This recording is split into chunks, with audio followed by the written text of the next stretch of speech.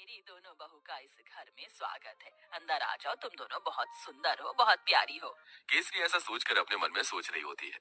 अब मेरी दोनों बहू आ गई हैं, इस घर को अच्छे से संभाल लेंगी, जैसे कि मैंने संभाला है। ऊपर से अब ठंड में मुझे काम भी नहीं करना पड़ेगा।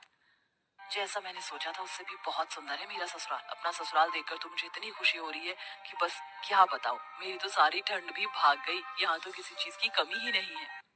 सच कहूँ तो बहुत सुंदर लग रहा है ससुराल। पहले तो मैंने बहुत गरीबी देखी है, लेकिन ससुराल में किसी चीज की कमी नहीं होगी क्योंकि सब बढ़िया है। दोनों बहू के चेहरे पर मुस्कान थी। तुम दोनों बहुत थक चुकी होगी और तुम्हें ठंड भी लग रही होगी। चलो, मैं तुम्हें तुम्हारे कमरे में छोड़ आती हूँ, उसके बाद तुम्हारी पहली रसोई की रस्म करेंगे। केसरी ऐसा कहकर अपनी दोनों बहू को उनके कमरे में लेकर जाती है, जहाँ दोनों बहू थोड़ी देर आराम करती हैं। कुछ ही देर में केसरी उनके पास आती है और उन्हें पहली रसोई की रस्म के लिए बुलाती है। तुम दोनों ने आराम तो कर ही लिया होगा, चलो पहली रसोई की रस्म भी कर लेते हैं। केसरी ऐसा कहने के बाद दोनों बहू को ठंड में रसोई में छोड़कर बाहर चली जाती है। थोड़ी ही देर में फिर से वो दोबारा आती है। मुझे माफ कर देना, मैं तो तुम्हें सामान निकाल कर देना ही भूल गई, अभी देती हूँ। केसरी रसोई में आकर एक कटोरी लेती है और उसमें 6 चम्मच चीनी डालती है, 2 गिलास दूध निकाल कर रख देती है और साथ में 2 कटोरी चावल निकाल के डोंगे में रख देती है। ये रहा सारा सामान, अब तुम अच्छी सी स्वादिष्ट खीर बनाकर सभी के लिए मीठे में लेकर आ जाना। केसरी इतना कहकर रसोई से बाहर चली जाती है और दोनों बहू एक दूसरे की तरफ देख रही होती है। लगता है माँ जी हमें कुछ ज्यादा ही भली समझ रही हैं। मुझे तो लगता है कि उन्हें ये लग रहा होगा कि हमें खाना बनाना ही नहीं आता। चलो कोई बात नहीं, हम अपने हिसाब से बना लेते हैं, ज्यादा बनाएंगे ताकि रात को खाने को मिल जाए। खाने के बाद कुछ मीठा अच्छा लगता है।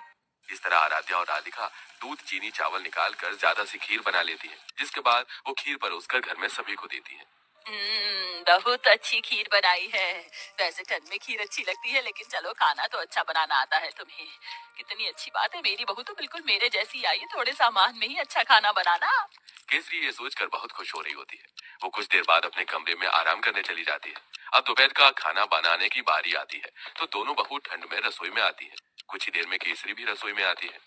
अरे इस वक्त तुम रसोई में क्या कर रही हो?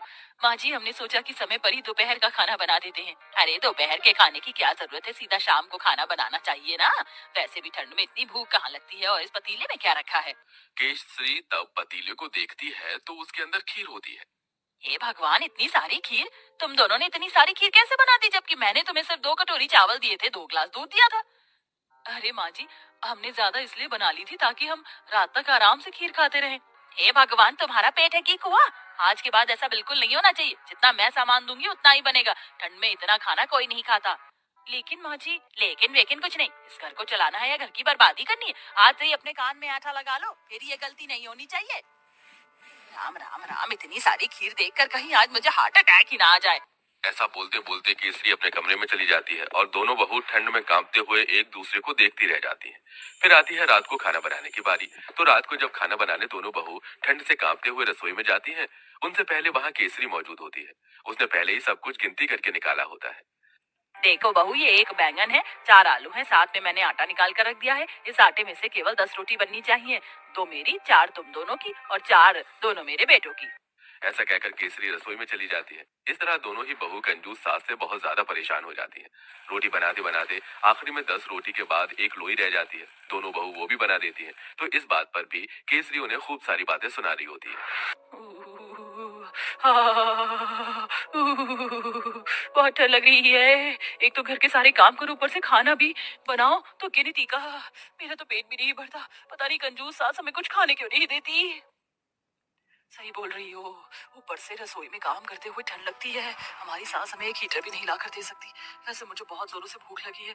2 रोटी में मेरा क्या होगा? एक आखिरी में 10 रोटी के बाद एक लोई रह जाती है। दोनों बहू वो भी बना देती हैं। तो इस बात पर भी केसरी उन्हें खूब सारी बातें सुना रही होती है। बहुत ठंड लग रही है। एक तो घर के सारे काम करो, ऊपर से खाना भी बनाओ, तो गिनती का मेरा तो पेट भी नहीं भरता। पता नहीं कंजूस सास हमें कुछ खाने क्यों नहीं देती।